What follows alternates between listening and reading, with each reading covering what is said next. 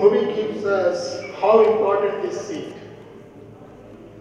Because in the future, if you want to give a good meal to the growing population, we need to preserve the seed.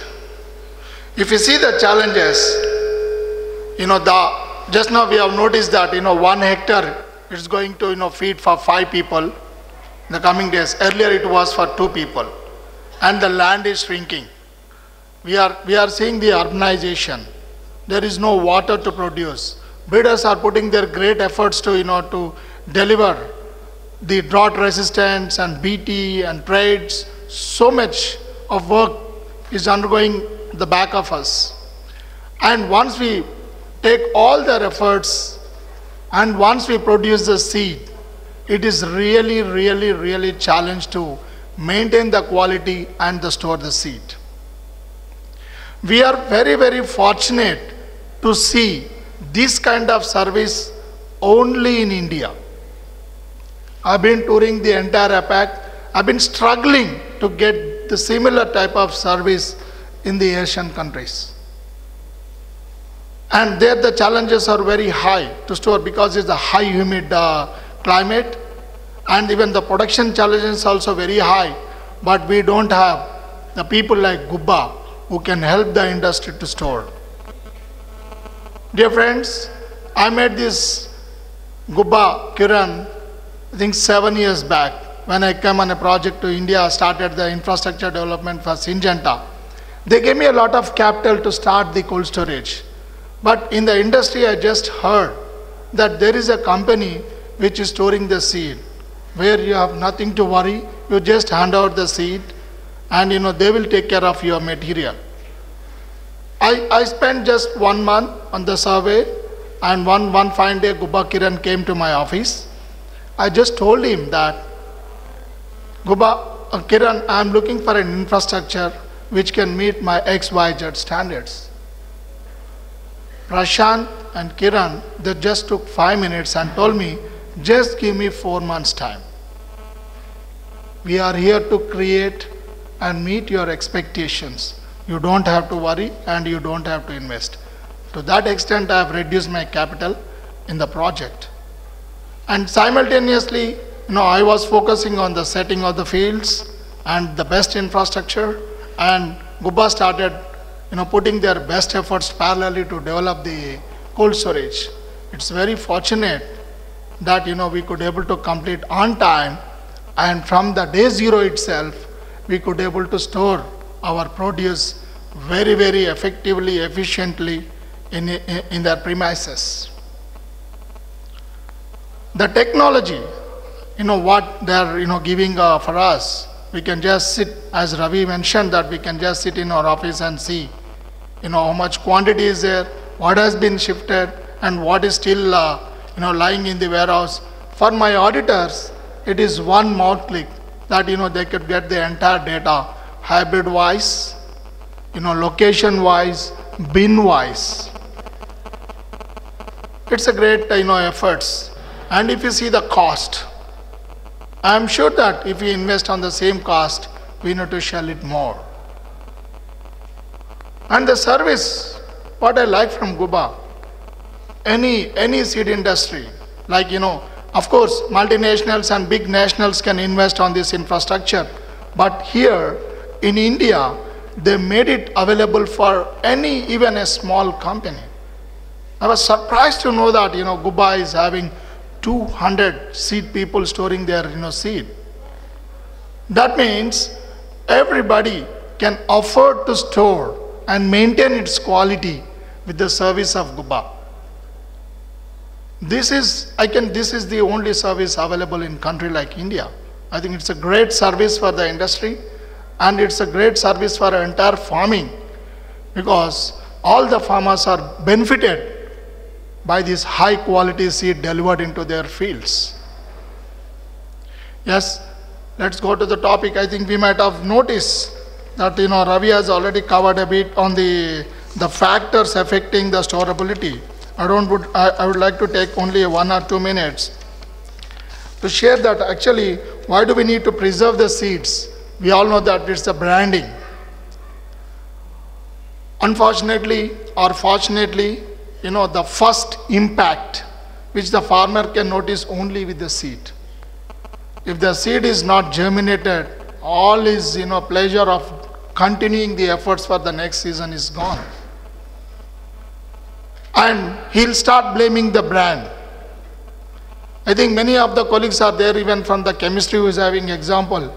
If you spray a chemical, if it doesn't work also, farmers cannot notice immediately. They always think of long-term benefits on the chemical, but if it is a seed, it is immediately you see the impact on the vigor and the germination. Of course, the field quality, the genetic purity, we maintain in the fields, but the physical purity is being maintained in this particular cold storage. Under the varied climate conditions, under the temperature management, when we are happily, taking rest at the home, the climate control people, they'll be working in the nights in maintaining the required temperature to maintain its vigor and also the required temperature and the required humidity. If these factors are not maintained, definitely we'll see the declination in the vigor and the germination. We conducted several studies in Gubba. I think we have conducted the shelf life studies. It has proved that their storage ability is excellent. We have conducted on several hybrids and we found all the hybrids are very safe to store in their premises. So after putting all the efforts and producing the single cross corn, which is very risky to produce, and we can maintain its quality by just keeping in these premises, and very happily we can take out whenever a processing or the market demand is there.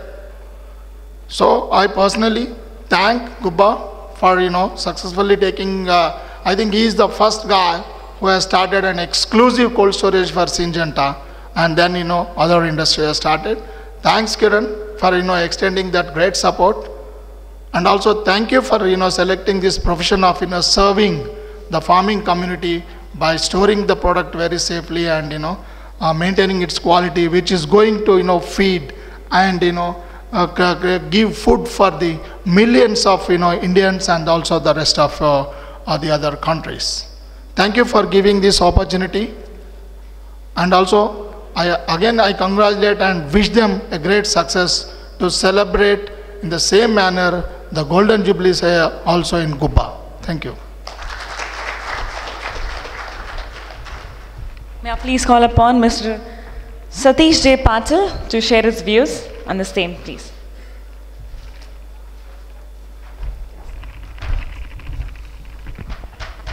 So good morning, ladies and gentlemen. First of all, I would like to thank Kiran for having invited me and having given this opportunity to share my thoughts on this forum. Before I begin talking about the topic, I would also like to congratulate the Gubba family for the phenomenal progress which you have achieved. No need to see the video, it's there out to see. I think it's very professional what I see, and it's very, very impressive. So hats off to all of you. The previous speakers have said a lot of good things about the professional approach and the way you take care of our babies, our seeds. I don't need to add any more stuff. I share the same feelings that you guys are handling our stuff in a very responsible way, very careful way. Thank you very much for this support to us and ultimately to the farmer. The topic today is preserving the life called seed. And to be able to talk on such kind of a topic, you need to be a seed technologist, which I am not. So I'm expanding the scope a little bit, and I'm going to talk about preserving the life of a seed company. Because I'm a businessman, I'm a CEO of a seed company, and I'm not a seed technologist. So I'll talk about preserving the life of a seed company, which could be of relevance to many people who are sitting here. Of course, there's no intention to teach you how to do your business because you are better in your business.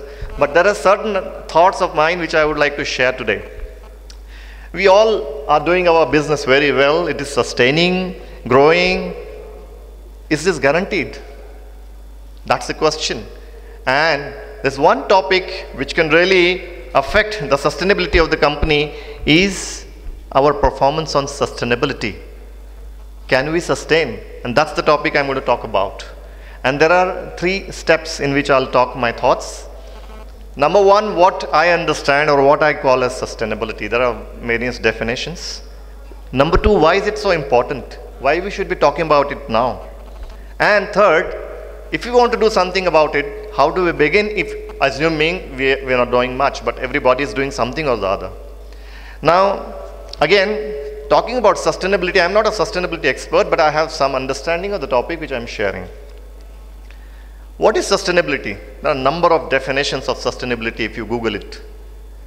One definition which I like the most is, how do we fulfill our needs without sacrificing the future generations' possibility to fulfill their needs? Is a simple definition of sustainability. So everything that we do, we draw on the natural resources, we draw from the nature what God has given us. While we do it in a responsible way that the future generation is also able to fulfill their needs. That's all sustainability. This definition I like very much. So now when we say we want to be sustainable in business, what it means simple terms is ensuring our continuous existence in business while growing. Now the question is, who keeps us in business? If I ask this question, the most common answer I get is, the customer keeps me in business, right? But I think that is a bit outdated definition now, these days. I can give you examples. There are companies who had to shut down despite of having very satisfied customers. There are other stakeholders that can really shoot you down. There are environmentalists.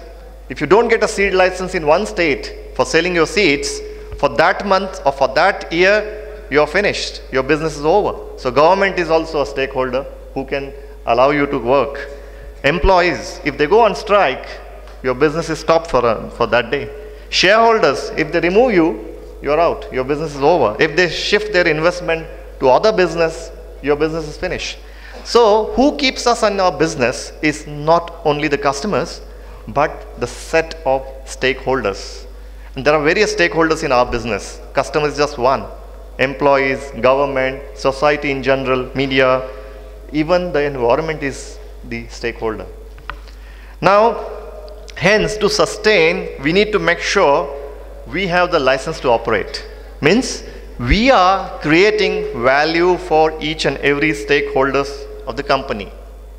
And today, if you see, the most focus of the companies is creating value for the shareholders. And we are too much focused on ensuring our profits, our returns on investments, and everything centers around that.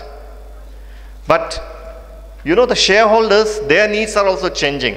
There is something called US Forum of Sustainable and Responsible Investment.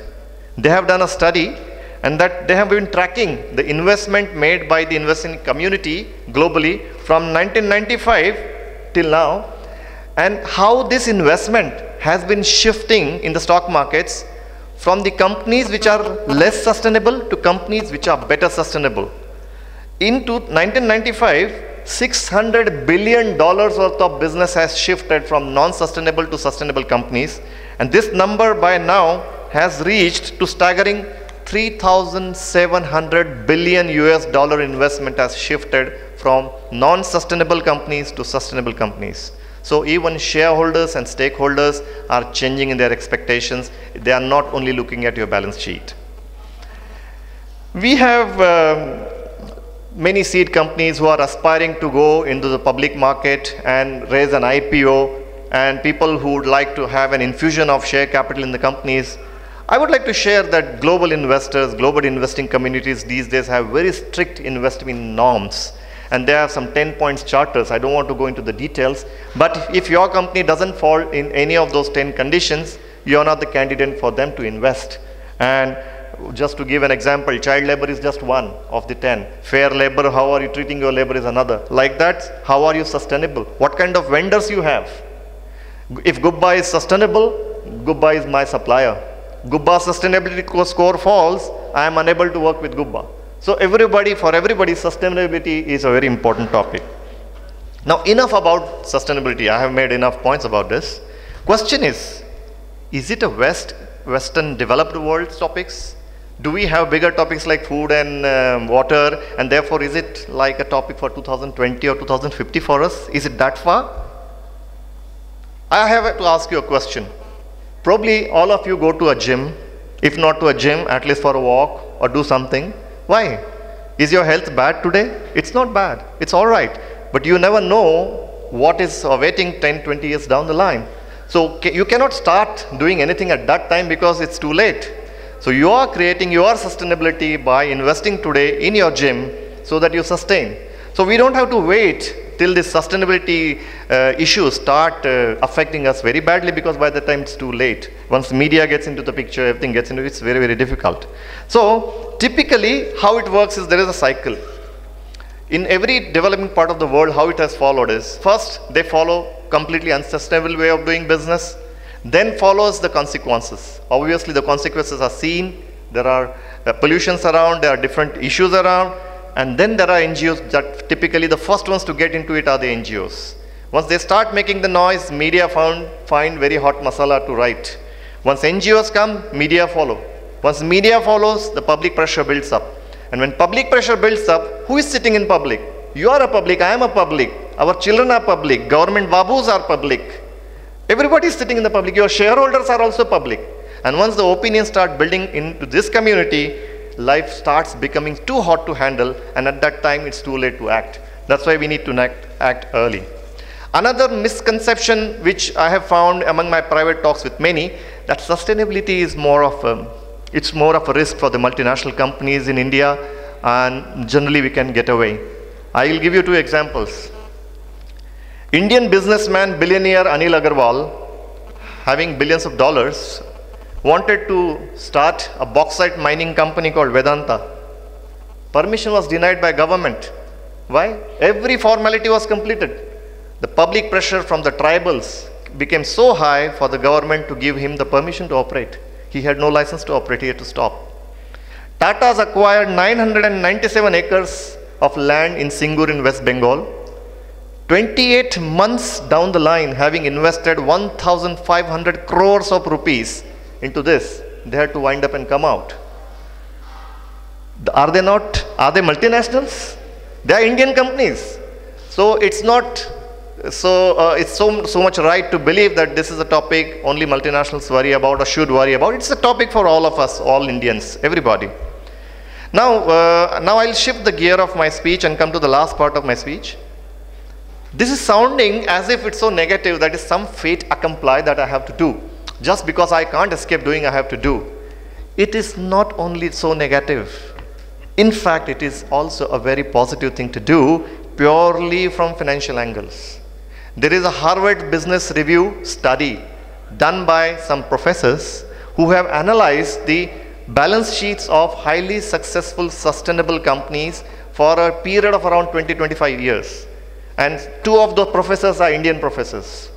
Their study with facts and figures and numbers indicate by adopting sustainable practices, these companies' profitability have actually improved. Their COG structure or cost structure has actually improved and gone down. The way they are consuming less energy, the way they are being efficient in their production. So therefore, it is not such a negative thing that we have to do because there is a media sitting there and there are NGOs sitting there. We have to do it because it makes sense, commercial sense also to do it, besides ensuring our own sustainability. So last part of my speech is then how do we go ahead with this? My single three-step approach is, step number 1, invite sustainability experts. There are very few these days, and do a complete thorough sustainability audit of our own company. They would have a checkpoint, they will go on checking, do you have this, do you have that, do you have this, and then you go on getting marks. You would know at the end of the day, where do I stand vis-a-vis what is the best? That's the starting point, establish a baseline. Step number 2, have a very clear structured plan for implementation. How do we do? Even for the health example I gave you, first thing you do is doctor checks your cholesterol level, doctor checks your vitamin B12 level, doctor checks your D3 level, understands your whole chemistry. That's the first step. And then he gives you a dietary routine that gives you a gymnasium routine, that gives you everything. So step 2 is have a very structured approach. What do I want to achieve by 2015? You can't be expert in just 1 year, but let's have a structured plan and a committed financial outlay for implementing this.